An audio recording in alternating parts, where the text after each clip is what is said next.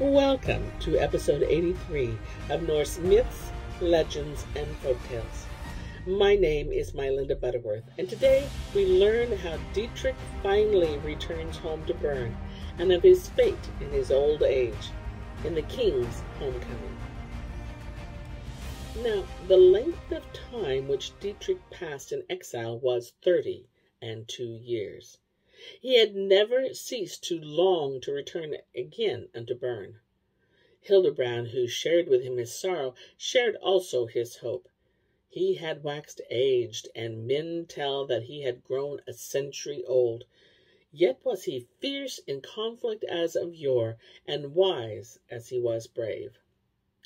When Dietrich, leading his army of Huns towards Bern, drew nigh to the northern frontier of the land of the Amulungs, Hadubrand came forth against him with strong band. Then were the opposing forces drawn up in a battle array, and it was fated that Dietrich should return alone unto Bern. Ere the battle began, 2 brave knights rode forth from either army, challenging one another to single combat. Fearless and of noble seeming were they both. One was old Hildebrand, the other was Hadubrand, his own son, who was but a babe when his father fared forth with Dietrich from Bern. Long had they been parted now, at last were they met, but to fight as foemen. Son and father had adjusted their armor with care. They were clad in coats of mail. Their swords were girded over their armor when they rode into the fight. Hildebrand, Hadubrand's son, spoke first when they drew nigh one to another. He was the older and the wiser man. Few were his words, but he asked, "Who among men was thy sire? Which generation's child art thou? If thou wilt give me the name of but one of thy kinsmen, I shall know the others. All the nobles of the kingdom are known unto me." Hadubrand answered, "Wise old men who died long ago were wont to tell me that my sire's name was Hildebrand. Mine own name is Hadubrand. In years past, Hildebrand fled eastward with Dietrich and many of his men. He left behind him, helpless and alone, his wife and his child. He left his own people behind. Dietrich had lost his sire. He had become a friendless man, and my sire hated Emmerich, that worthy hero. Hildebrand was wont to be with Dietrich, a leader of the people. He loved warfare. Well known was he indeed unto valiant men. I do not believe that he is still alive." Hildebrand was deeply moved, and he spake, saying, "Now do I call to witness Ermin, the god of my people, that I dare not combat with thee, because thou art so near of kin." As he spake, the old hero took from his arm the twisted armlet of fine gold which Dietrich had given him. He held it towards his son, saying, "This do I give unto thee for love's sake, Hadubrand." The son advanced not to accept his father's proffered gift. He suspected treachery, so he spake, saying, "A warrior must receive gifts with his spear when lance is against lance. Thou art an old and cunning hero. Fain wouldst thou entice me now with gentle speech. Thou wilt throw thy spear at me betimes. So art thou grown and so cunning that thou art become a hardened deceiver." Mournfully did Hildebrand shake his head. "Seafarers have told me," his son protested, "that they heard from the cast of warfare among the Wendel Sea. 'Twas told them Hildebrand, Hadubrand's son, is dead." "O ruling God, what fate is ours," said Hildebrand. "For 30 summers and 30 winters have I wandered as a fugitive. Ever went I into battle against the bowmen, nor would one of them give me my death. Now my own child will hew me with his sword and throw me down with his spear, or else I shall be his murderer." In silence he gazed a moment upon his son. He regarded the noble form with sorrow and pride. "Thou mayest easily win the fight with so old a man as I am," he said. "If thy strength is great, if thou dost triumph, thou shalt have my treasure for booty." Hadubrand made answer with softer voice, for he had spoken harshly. I can see from thine armor, he said, that thou hast a good master, and methinks thou didst never become a fugitive by compulsion. Pleasant were the words of Hadubrand in the ears of his sire.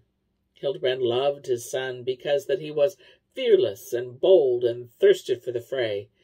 He could delay not meeting him any longer, lest he should be called a coward by friends and foemen alike. So he spoke, saying, He who would deny thee combat now would be the worst of Eastern men. Greatly dost thou covet glory. By common right of war, this conflict should show forth today which of us can make boast against men. Then began they to fight. They tilted with their spears, one against the other, but the heavy thrusts were parried by their shields. Ere long they drew their swords, their hard-edged splitters, and fearfully they hewed until at length their white shields were splintered and battered. They cast aside their broken bucklers. They fought then with swords alone.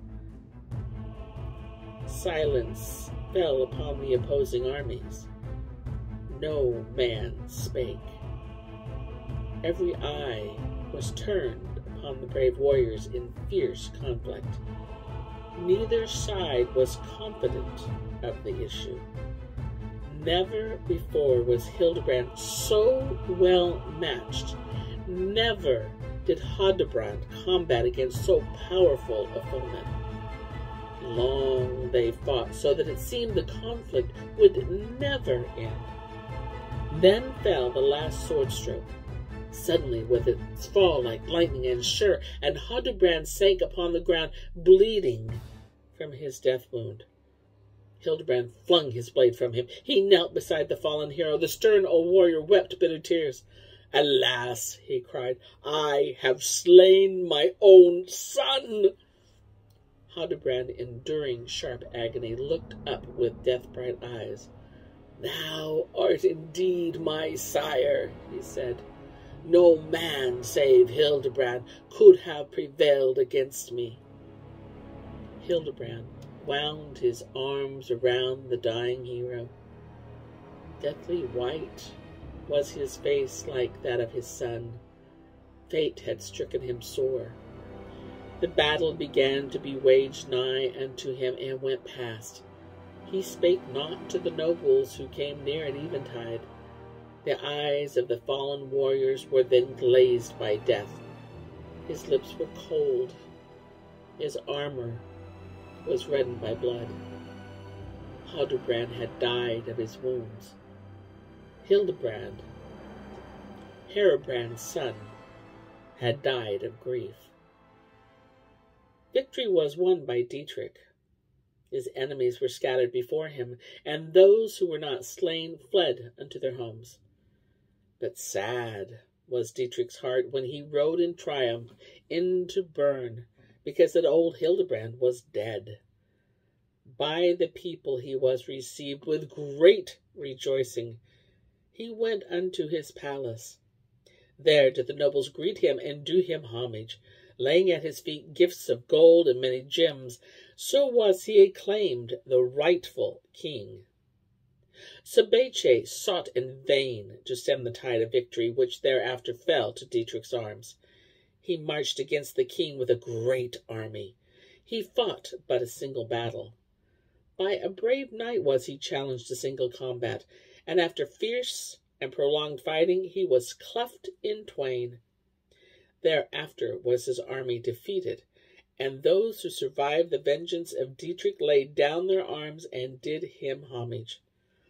Then was Dietmar's great son exalted among men, for he was crowned king over all the dominions which Emmerich had held. When Etzel died, he was made king of the Huns also. Thus did he become the greatest monarch of his time, he who had long been in exile from his own land. Long was the reign of King Dietrich, and there was peace over all the wide dominions while he ruled, for it was given unto him to be wise as he was powerful. To a great old age did he live, and minstrels wandering from land to sing in the halls of heroes have told that he never died. For it chanced that he went forth one day to hunt in a deep forest. Among the huntsmen there was none who was his equal, even although he was burdened with years. He bathed himself after the chase was ended in a small lake. A dwarf came nigh and cried unto him, O king, the greatest stag which men hath ever looked upon is rushing past. It escapeth the huntsmen. Dietrich left the water. He wrapped a rug about himself and called for his horse, but he was not heard. Then there burst through the trees a noble and high-spirited black steed. No man rode it. Dietrich sprang into the saddle. He urged it on, and the black steed ran faster than the wind.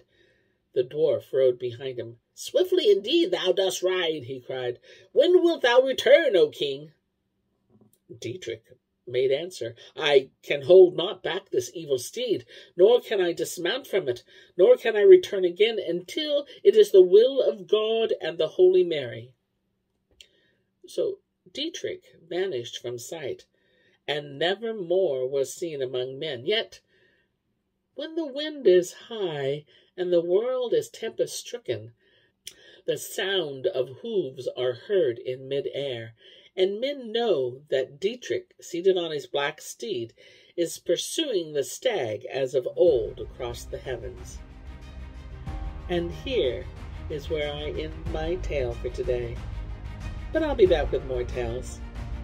Many more tales. Until then, my friends, enjoy the journey.